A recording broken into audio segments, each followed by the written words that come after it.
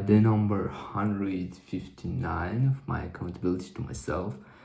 I appreciate everyone's attention who watches this. I will try to be brief again.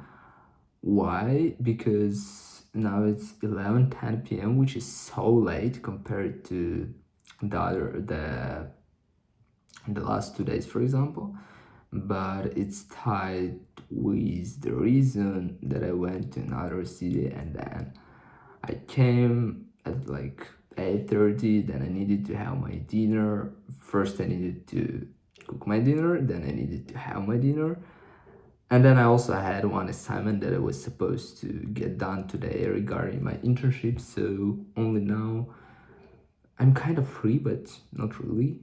I will mention about that, and yeah, I actually just want to go to sleep. So what happened today, I woke up again at 5. Today it felt a bit harder. I think the reason for that is such a late hour that I went to sleep yesterday. Yeah, I went to sleep relatively late. It was like 9:10, I would say, which is about 30 minutes later than 2 days ago. But still, I felt fine during the day, and yeah, everything was fine. I mean, so yeah, in the morning I spent about 40 minutes studying French.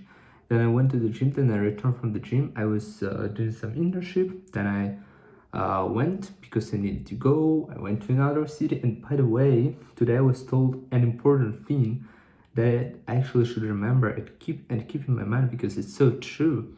And sometimes I don't realize it, and I think it's so annoying because I was told that you need to be able to accept no. When I'm asking someone about something and the person says no, or it's not comfortable for a person, I don't need to keep asking for that. I need to say, oh, all right. Yeah, that's it. Because sometimes, for example, a simple example, I asked today one guy to, yo, can you say this and that in Indonesian? Just that I would like to hear how it sounds like. And he was, no, I don't feel like, because even though he's from Indonesia, his first language is English, all right? And so he used to speak English, and like he's been speaking this language for the whole life. It's just like his mother tongue, we could say. So, and he doesn't speak even Indonesian as good as English.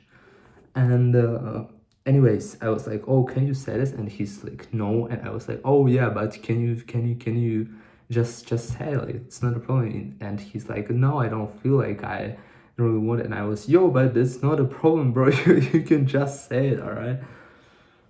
And it's probably so annoying because for me it feels like it's nothing special, but if a person feels uncomfortable saying that, why would I be insisting on that to that extent? Or when I'm saying, yo, let's go to that place, person says, no, I don't want. And I say, yo, but yeah, let's go. We still can go there. And the person is like, no, but I don't want to go there because of that and that. And I'm saying, yeah, but there's like this and this and that, so we should actually go there. I need to learn to accept no, and I even know what does it mean, because actually it brings me some more trouble sometimes in my life, which is not really good. And sometimes I need, like, snap out of it and realize that, all right, it's time to stop. So an important thing that I should be remembering, then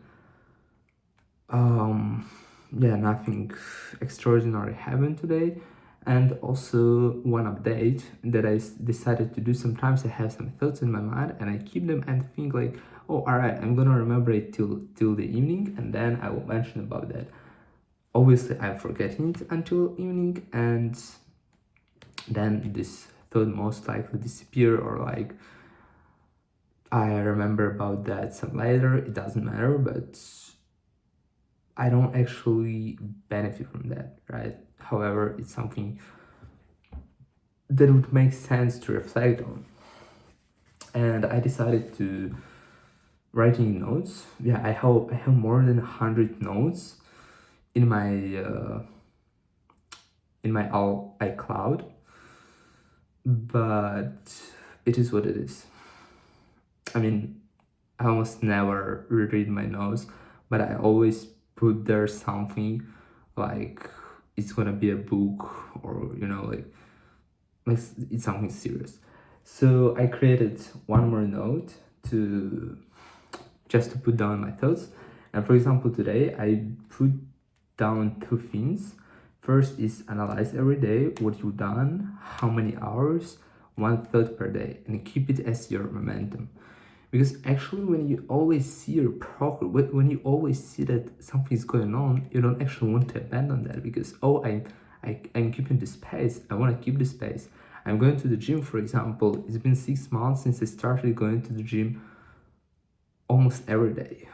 Most of those months, I attended gym 25 or more times per month, and some months I attended like 28 to 30 times per week, which is nearly every day, right?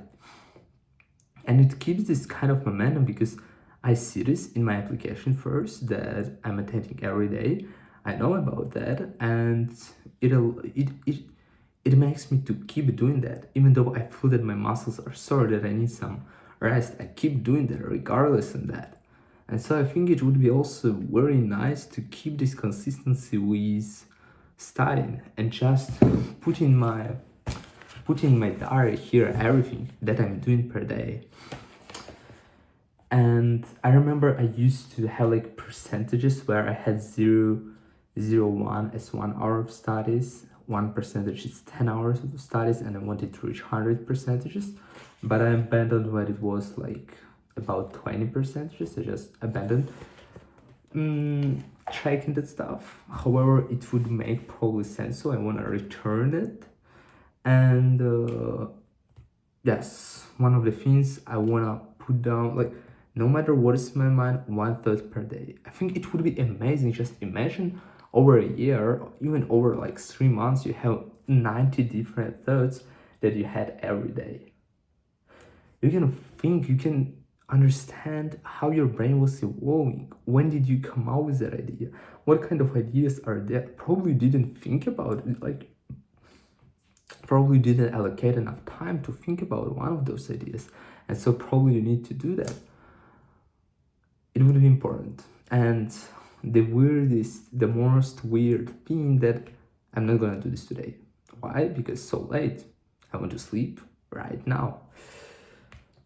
Another thing that I put down is the bigger you want to be at something, the more you need to spend time and put effort.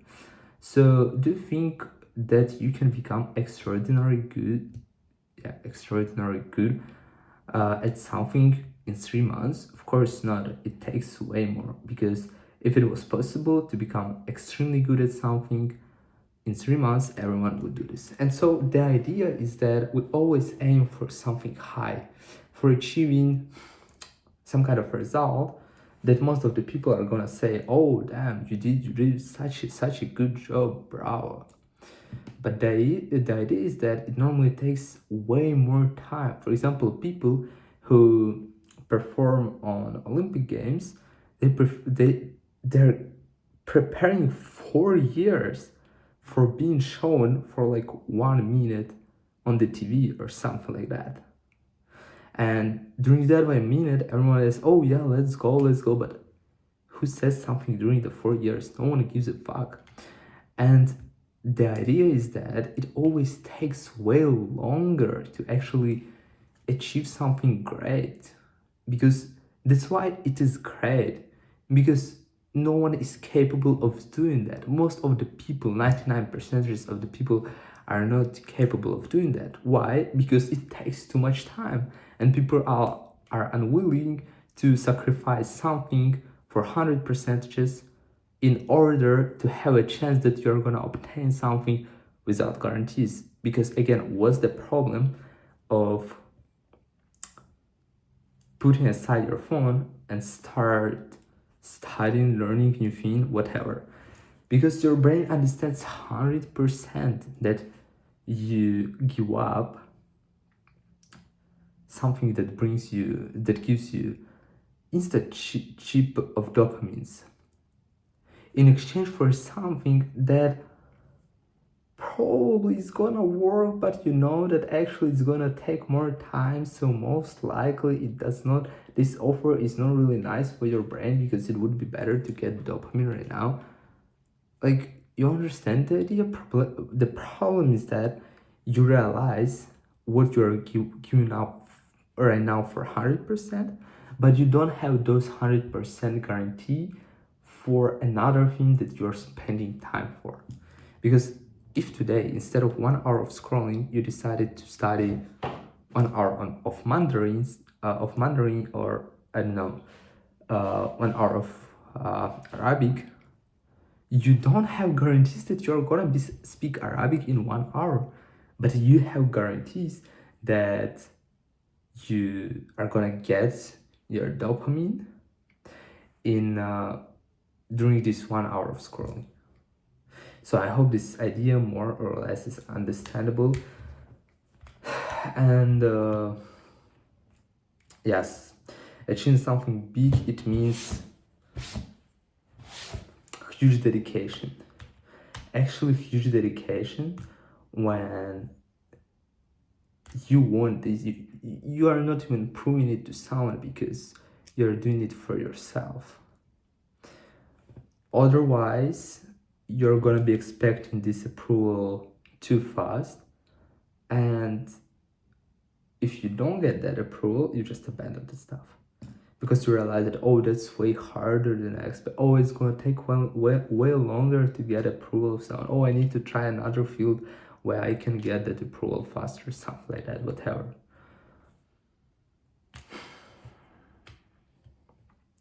Great things take time.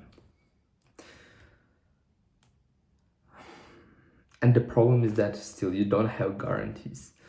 Like, theoretically, you can try to do something for 10 years and you still don't have guarantees that you're gonna be one of the best. Like, obviously you are gonna be, because it's impossible to spend 10 years on something, doing it every day, and not becoming one of the best. If you're actually trying to evolve and use some kind of feedback loop, because it's actually important. And by the way, one of the things that I remembered from yesterday, I had a meeting and we were talking, like, we had this role play, right?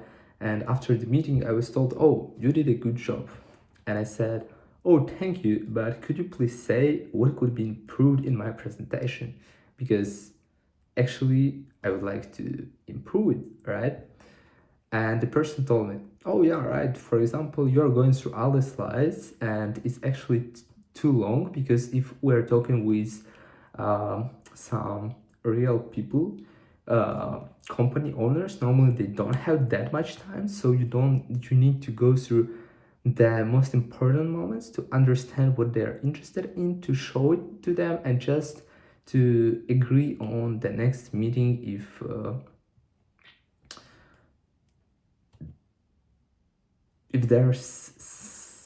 if you can see something that, points out at the future collaboration, something like that. And it's not really nice to hear when you are criticized, but it's something that I genuinely like. I mean, I used to hate it. I never like when someone criticized me, but something shifted in my mind. I think also huge role played content that I'm consuming, and a lot of things that those people, I would say, talk about, or in those lectures is mentioned, I would say. But I would actually rather prefer to have feedback, because imagine you are doing something, you have some mistakes, and just because your ego is too high and you don't want to hear any kind of criticism or another opinion, you just don't ask for this. Or even if someone gives you this feedback, you don't listen to him because you think, no, I'm right, and you keep doing this in the same way, making the same mistakes. However, otherwise, you can say, can you please give me feedback? And the person like, oh yeah, of course, this and this and that could be improved. And you feel like, oh, I didn't think about that. Yeah, that actually makes sense. So I can actually improve those sides and become better. Isn't it amazing? Because for the next time, like, yes, you humble yourself in this position, but for each of your future situations like that, you will be already better because you're aware about some of your weak sides, so you can work on them and make it work better. You know what I mean? So feedback is something crucial. It's something very important, and I would recommend always asking people for feedback, or if someone says you something like, oh dude, it's not really like this thing that you're doing, it's not really good, you shouldn't do that. Don't be like, oh, what the fuck are you saying to me, you're not like my friend, I'm not gonna listen to you.